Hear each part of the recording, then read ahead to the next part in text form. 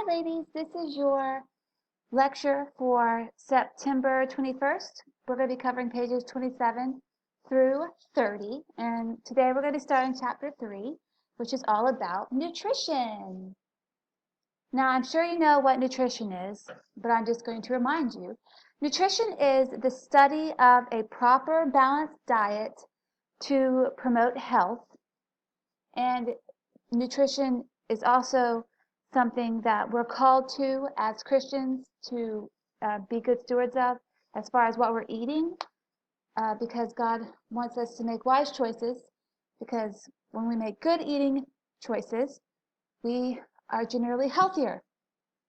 So nutrition is the study of a proper balanced diet to promote health. Now, the next thing that we're going to talk about is malnutrition, which I'm sure you know what that is, but it results from not eating enough food or not eating the correct types of food. So people who are malnourished either are people in third world countries who do not have a variety of foods that they can eat, or they don't have enough food.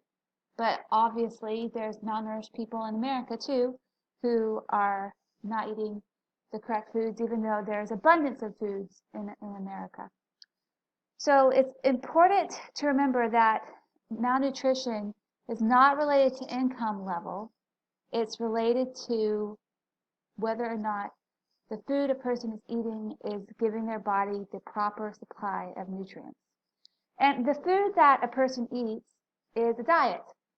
So we usually associate diets with weight loss, but that's just a specific kind of diet, a weight loss diet.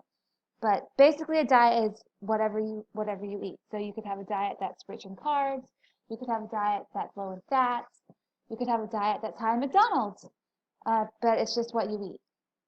So all of the food that you eat is composed of something called calories, and basically calories are a word that refers to the energy that nutrients supply the body. It's a measurement. So when you look on the back of a cereal box or the side of a cereal box, for instance, you can see how many calories are in a serving of cereal.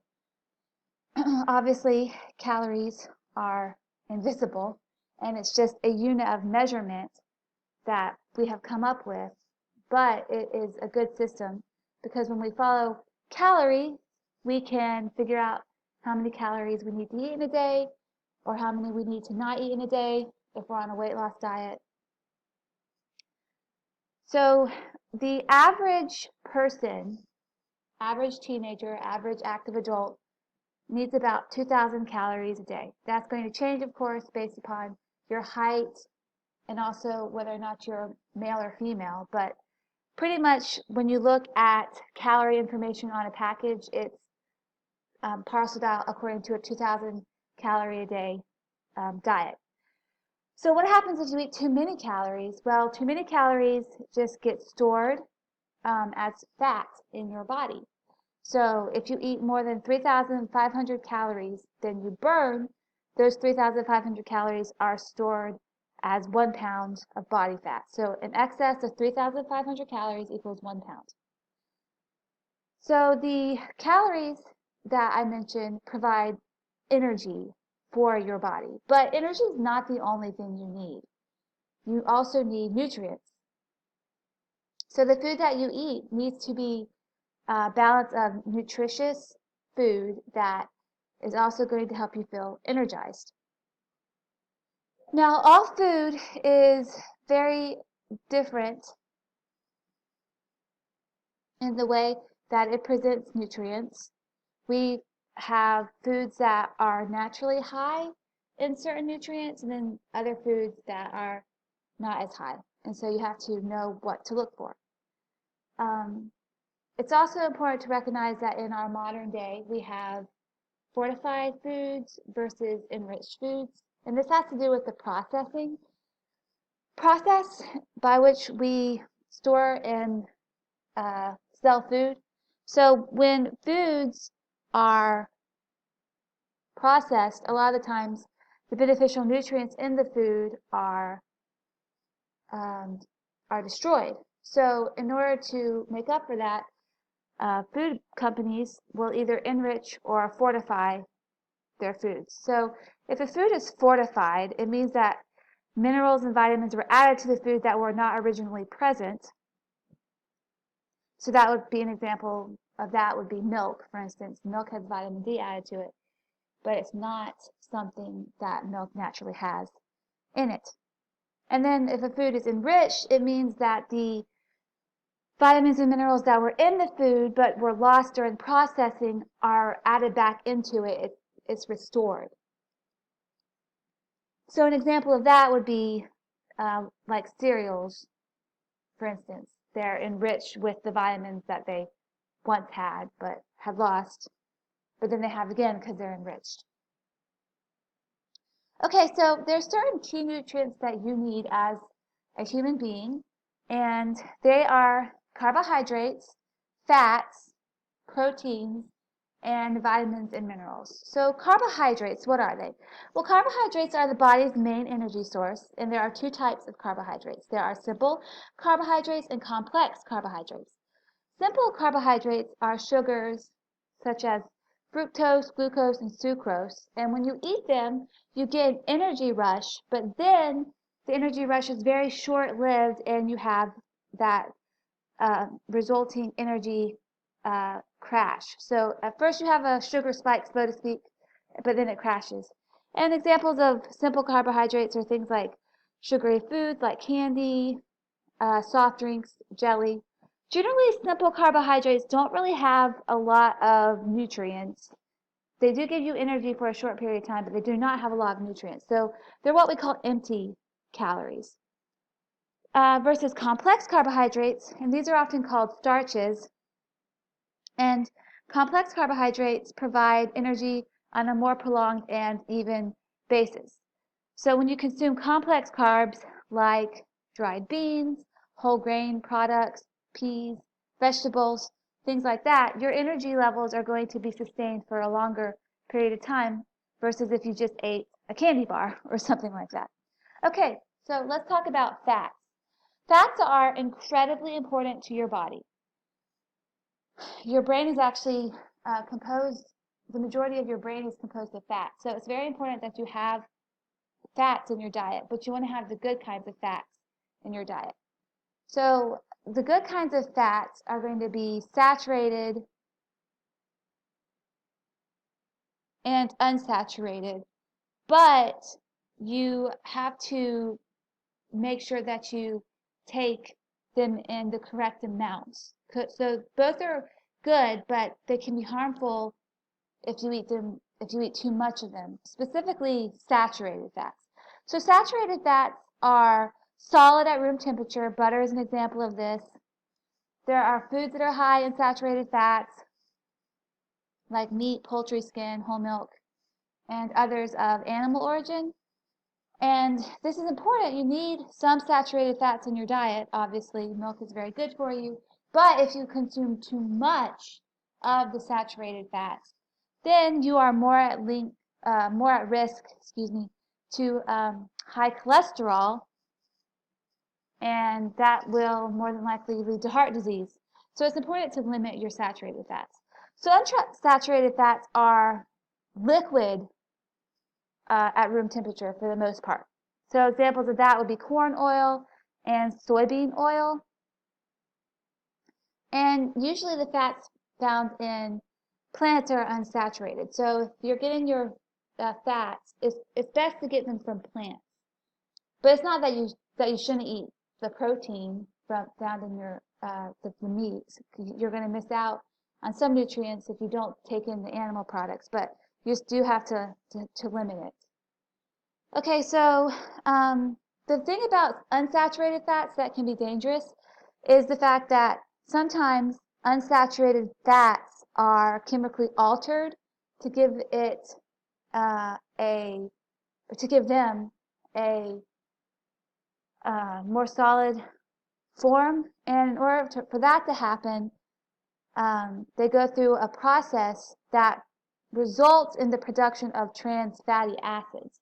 And so trans fatty acids, when consumed, can increase your bad cholesterol levels.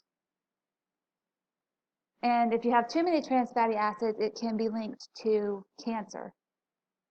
So it's important to recognize that when you consume unsaturated fats, you do not want to consume fats that are high in trans fatty acids. And we've been mentioning cholesterol a lot. Let's just focus on what that is. Cholesterol is important. There's good cholesterol that your body needs, and it's a fatty substance found in every body cell. But if you have too much of it, then you can increase your risk of heart disease. But you're pretty good with having about 20 to 35% of your daily calories being all types of fats. So fats are important, just you have to eat them wisely. Okay, so let's talk about proteins. Proteins are needed for body growth, repair, and maintenance, and they're made up of amino acids. So amino acids are the building blocks that combine to make millions of different kinds of protein.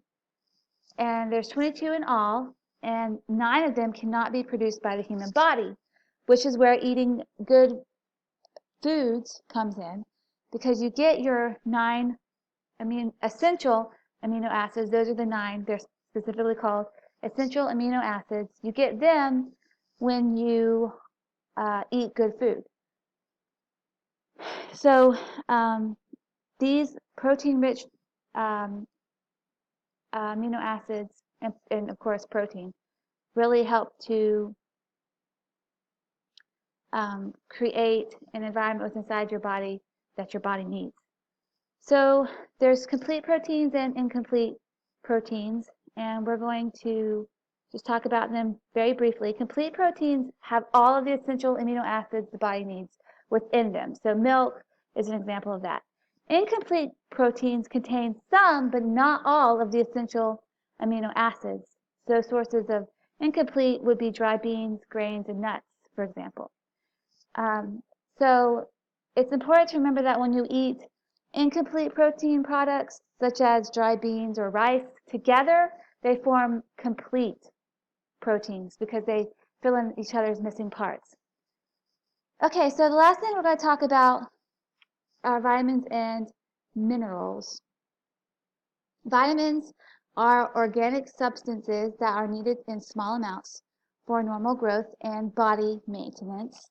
And minerals are inorganic substances needed by the body to build and repair body parts and to regulate body functions.